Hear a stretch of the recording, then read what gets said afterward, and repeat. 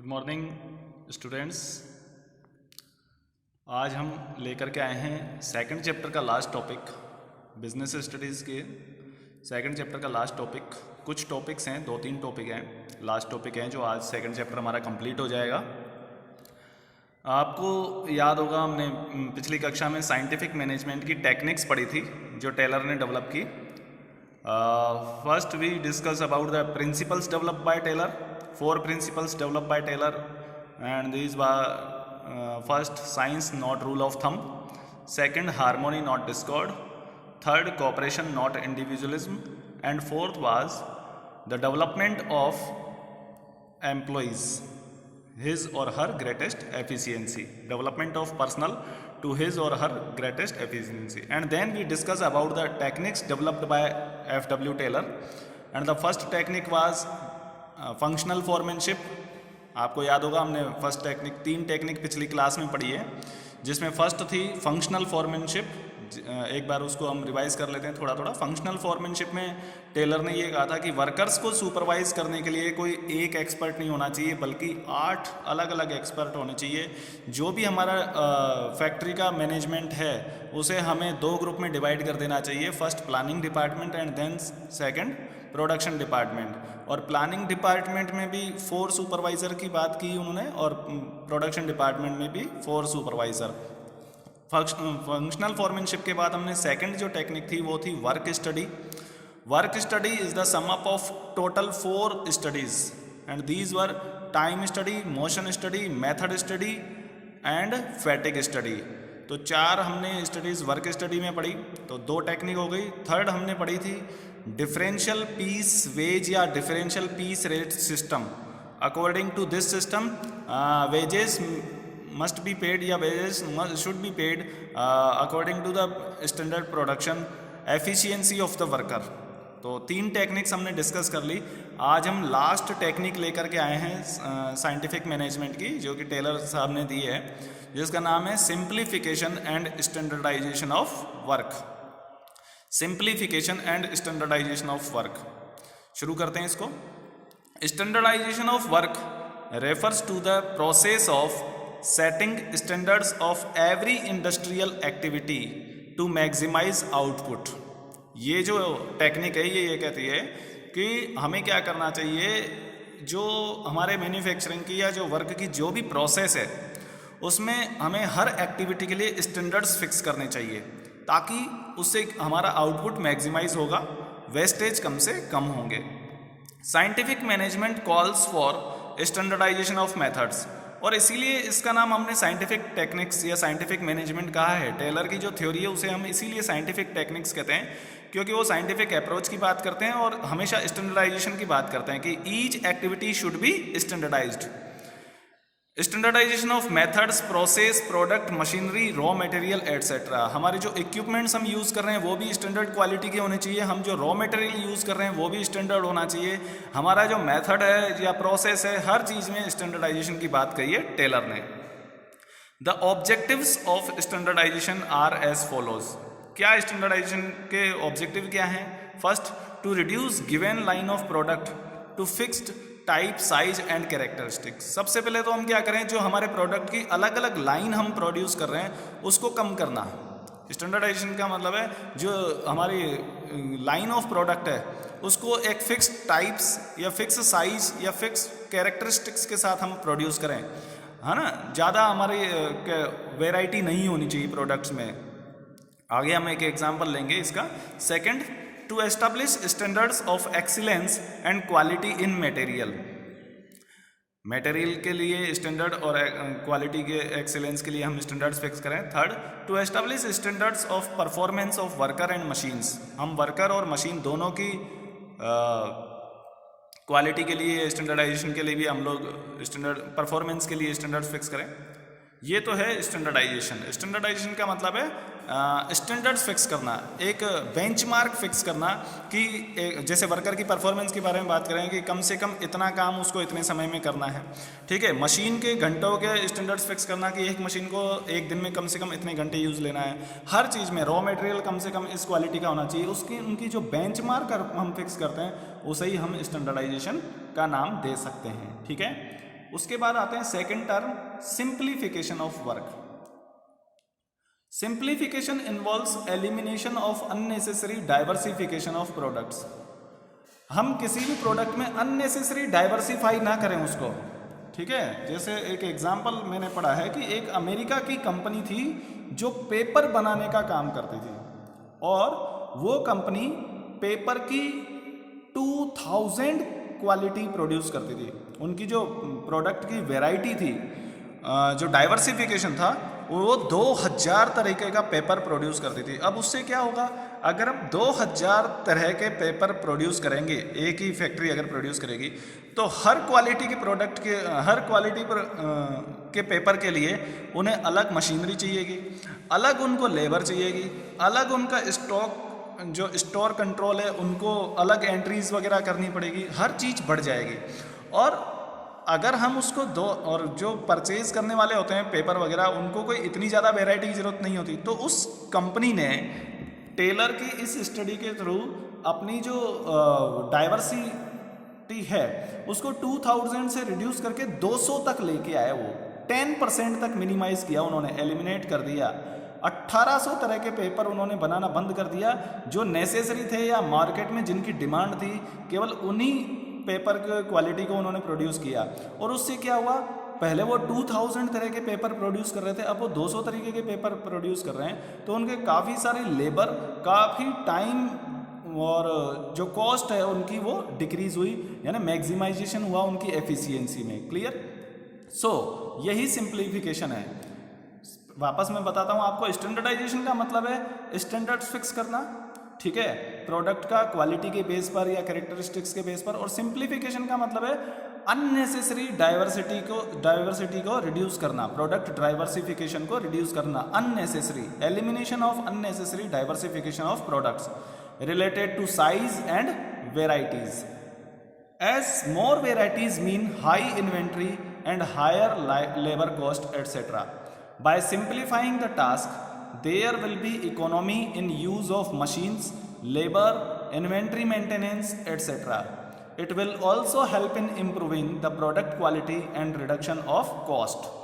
The management must carry out work study to standardize and simplify work. और इसके लिए management को work study करनी चाहिए सिंप्लीफिकेशन के लिए और स्टैंडर्डाइजेशन के लिए, in order to increase efficiency. For standardizing the work study can be done through techniques like method study, motion study, time study and fatigue study. तो ये दो चीज़ें हैं जो फोर्थ टेक्निक में उन्होंने कहा है। एक तो आप स्टैंडर्डाइजेशन कीजिए वर्क का, और एक सिंप्लीफिकेशन कीजिए, ठीक है। स्टैंडर्डाइजेशन में आता है प्रोडक्ट को अलग अलग साइज, वेराइटी और उसके अकॉर्डिंग स्टैंडर्ड्स बनाना, और हर चीज़ में जो प्रोसेस है हमारे जो मेथड है हमारे प्रोसेस की, जो प्रोडक्शन की मेथड है, जो एम्प्लॉयज़ के परफॉर्मेंस है, उन सब में हमें एक फिक्स बेंचमार्क फिक्स करना, एक स्टैंडर्ड फिक्स करना, वो स्टैंडर्डाइजेशन है। और सिंप्लीफिकेशन है elimination of unnecessary diversification of products related to size and varieties, ठीक है। तो ये फोर्थ टेक्निक है। कोई भी आपको डाउट हो आप व्हाट्सएप पर मुझसे पूछ सकते हैं। नेक्स्ट टॉपिक हम ले रहे हैं, अब हमने मैनेजमेंट की दोनों थ्योरीज की स्टडी कर ली। हेनरी फेयोल जो 14 प्रिंसिपल्स डेवलप किए वो हमने पढ़े। उसके बाद हमने FW टेलर की थ्योरी पढ़ी, 4 principles and 4 techniques of scientific management. अब हम इन दोनों का कंपैरिजन करेंगे। Henry Fayol and Frederick Winslow Taylor की जो मैनेजमेंट की अप्रोच है या मैनेजमेंट की जो थ्योरी है, उन थ्योरीज में क्या डिफरेंसेस हैं और क्या सिमिलरिटीज़ हैं, हम कंपेयर करेंगे दोनों की थ्योरीज को। तो सबसे पहले हम पढ़ते हैं difference between Fayol's and Taylor's approach to management. दोनों ने मैनेजमेंट की जो अप्रोच दी उनमें क्या क्या डिफरेंस है। तो शुरू करते हैं। सबसे फर्स्ट डिफरेंस है मीनिंग, ठीक है। मीनिंग तो पहला आपका कॉलम हो जाएगा basis of points, point of difference, second Henri Fayol and third column is FW Taylor. तो फर्स्ट डिफरेंस है मीनिंग के बेस पर। Henri Fayol is a father of modern management who laid down 14 principles of management for improving overall administration. हम बार बार यही बात करते हैं कि हेनरी फेयोल जो थे वो टॉप लेवल मैनेजमेंट से रिलेटेड थे और उन्होंने ओवरऑल एडमिनिस्ट्रेशन, किसी भी ऑर्गेनाइजेशन का एडमिनिस्ट्रेशन कैसे सक्सेसफुल हो उसकी बात की है। Whereas the FW Taylor is known as father of scientific management who introduced 4 principles of management and 4 techniques scientific management for increasing overall productivity। जबकि जो टेलर थे वो लोअर लेवल के मैनेजर थे और उन्होंने अधिकतर जो बात की वो प्रोडक्टिविटी को किस तरीके से इंक्रीज किया जाए इसके बारे में उन्होंने बात की है। तो फर्स्ट डिफरेंस हो गया मीनिंग पर। सेकंड कंसेप्ट, हेनरी फेयोल का जो मैनेजमेंट थ्योरी है उसका है जनरल थ्योरी ऑफ एडमिनिस्ट्रेशन, जबकि टेलर का कंसेप्ट है scientific management. Okay. Third difference is emphasis. जो एम्फेसाइजेशन क्या है, हेनरी फेयोल का एम्फेसाइजेशन है टॉप लेवल मैनेजमेंट और एफडब्ल्यू टेलर का एम्फेसाइजेशन है low level management. And the next difference is applicability. Henry Fayol's principle applicable in all the situations in all the organization, so the principles developed by Henry Fayol is universally applicable, whereas the FW Taylor's scientific principles and techniques applied to specialized organizations only।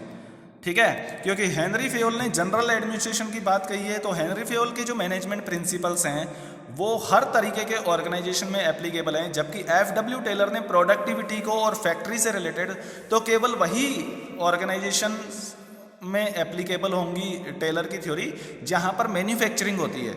अगर कोई organisation manufacturing का काम नहीं करता या जहां पर factory वगैरह से रिलेटेड वर्क नहीं है तो वहां पर टेलर की थ्योरी अप्लाई नहीं होती। ठीक है। नेक्स्ट है बेसिस ऑफ फॉर्मेशन। जो हेनरी फेयोल ने अपने प्रिंसिपल्स डेवलप किए, मैनेजमेंट की थ्योरी थी, वो उनके पर्सनल एक्सपीरियंस थे, उन्होंने केवल एक्सपीरियंस किया, जबकि टेलर ने ऑब्जर्वेशन भी किया और एक्सपेरिमेंटेशन भी किए। ठीक है। नेक्स्ट है orientation. Henry Fayol's theory is managerial function, whereas the Taylor's theory is related to production and engineering. Next difference, system of wage payment। हाँ, ये देखो, ये सबसे इम्पोर्टेंट डिफरेंस है और एग्ज़ाम में सीबीएसई बोर्ड एग्ज़ाम में इससे रिलेटेड क्वेश्चन आता है कि सबसे बड़ा डिफरेंस क्या है। सबसे बड़ा डिफरेंस यही है, हेनरी फेयोल ने कहा sharing of profit with managers, यानी कि इक्वल उनको फेयर सैलरी देनी चाहिए और कोई डिस्क्रिमिनेशन नहीं होना चाहिए सेम जॉब करने वालों को, जबकि टेलर कहते हैं डिफरेंशियल पीस पेमेंट सिस्टम, यानी जिसकी एफिशिएंसी अच्छी है उसको अच्छा अलग रेट से लेबर रेट देना, जबकि जिसकी जो इनएफिशिएंट वर्कर है उसको लोअर रेट से। ठीक है, जैसा हमने डिफरेंशियल पीस वेज सिस्टम में कहा था, पढ़ा था कि जो एफिशिएंट वर्कर्स हैं उनको स्टैंडर्ड रेट से हाई रेट से वेजेस पे करनी है, जबकि जो इनएफिशिएंट वर्कर्स हैं उनको स्टैंडर्ड रेट से लोअर रेट पर हमें वेजेस पे करनी है। नेक्स्ट है approach. Henry Fayol's approach is managers approach, whereas FW Taylor's approach is engineers approach. Okay, तो ये कुछ डिफरेंसेस हैं हेनरी फेयोल और एफडब्ल्यू टेलर्स की थ्योरीज में। अब आगे बढ़ते हैं next topic, similarities between Fayol's and Taylor's approach to management. क्या क्या सिमिलरिटी है दोनों की थ्योरीज में। First, both of them felt the universality of management. दोनों ने ये कहा भैया मैनेजमेंट हर जगह है और मैनेजमेंट हर जगह होना चाहिए, तो ये सिमिलरिटी है। Second, both applied scientific methods to the problems of management. दोनों ने ही किसी भी ऑर्गेनाइजेशन में मैनेजमेंट की जो प्रॉब्लम्स हैं उनका एक तरीके से सोच विचार लॉजिक, यहाँ पर साइंटिफिक मेथड्स का मतलब है लॉजिकल बेस पर उनका सॉल्यूशन करने की बात कही है। दोनों ने लॉजिकल बेस्ड को, ना कि राजशाही के आधार पर, will and intuition of manager के बेस पर प्रॉब्लम्स को सोल्व नहीं करना चाहिए, बल्कि लॉजिकल बेस पर प्रॉब्लम्स का सॉल्यूशन होना चाहिए। तो सेकंड ये हो गया। Third, both observed the importance of personal means employees and it's management at all levels. दोनों ने ये ऑब्जर्व किया है कि जो एम्प्लॉयज़ हैं हमारे ऑर्गेनाइजेशन के या मैनेजमेंट जो है उन दोनों की इंपॉर्टेंस बहुत ज़्यादा है किसी भी ऑर्गेनाइजेशन में हर लेवल पर। ठीक है। Next, both wanted to improve the management practice. दोनों ही मैनेजमेंट को प्रैक्टिस को इम्प्रूव करना चाहते थे। Both of them developed their ideas through practical experience. दोनों ने ही अपने एक्सपीरियंस से आइडियाज़ डेवलप किए। Both of them explain the ideas through their books. दोनों ने ही अपने आइडियाज़ को बुक्स के थ्रू शेयर किया है, एक्सप्लेन किया है। Both of them stressed mutual cooperation between employees and employers. दोनों ने ही दोनों वर्कर, मैनेजमेंट ग्रुप और वर्कर ग्रुप दोनों के बीच में म्यूचुअल कोऑपरेशन की बात कही है। तो ये कुछ सिमिलरिटीज़ हैं फेयोल और टेलर्स के अप्रोच में। तो आज हमारा ये चैप्टर ख़त्म हो चुका है, कंप्लीट हो चुका है। आप इसको पढ़ें, इससे रिलेटेड आपकी जो भी क्वेरीज़ हैं वो आप मुझे व्हाट्सअप कर सकते हैं, मुझसे पूछ सकते हैं, ठीक है। अब इसके नीचे इस PDF फाइल में मैं आपको शेयर कर रहा हूँ लेटेस्ट CBSE क्वेश्चंस। कुछ क्वेश्चंस हैं जो एग्ज़ाम में आए हुए हैं पिछले सालों के पेपर्स में, आप इनको देखें और मैक्सिमम क्वेश्चन या जहाँ तक पॉसिबल हो सके सारे क्वेश्चंस आप लोग इनको पढ़ें। क्वेश्चंस को आप लोग को नोटबुक में लिखने की ज़रूरत नहीं, केवल आप इनको पढ़ लें और जो ये ऊपर नोट्स हैं इनको आप अपनी नोटबुक में नोट कर लें। और किसी भी तरह की क्वेरी के लिए आप मुझसे कांटेक्ट कर सकते हैं मेरे व्हाट्सअप नंबर पर, ओके। तो लेटेस्ट CBSE क्वेश्चंस में कुछ क्वेश्चंस देख लेते हैं। जैसे CBSE दिल्ली में आया है 2017 में, explain unity of command and equity as principles of general management. तो ये आप कर सकते हैं। नेक्स्ट क्वेश्चन एक केस स्टडी है जिसका सॉल्यूशन दिया हुआ है। नेक्स्ट क्वेश्चन है explain briefly discipline and scalar chain as principles of general management. तो ये हेनरी फेयोल के 14 प्रिंसिपल्स में हमने स्टडी किया हुआ है, आपको समझ में आ जाएगा। गैंगप्लांक के स्केलर चेन में नेक्स्ट है explain order and initiative as a principle of general management. ये भी आप पढ़ लेंगे, देख लेंगे। नेक्स्ट है unity of direction and order. Next है initiative esprit de corps. Next है remuneration of employees and scalar chain. Scalar chain ज़्यादा से ज़्यादा एग्जाम में आता है, आप ये देख रहे होंगे, फ्रिक्वेंटली आस्क्ड क्वेश्चन है ये। नेक्स्ट आते हैं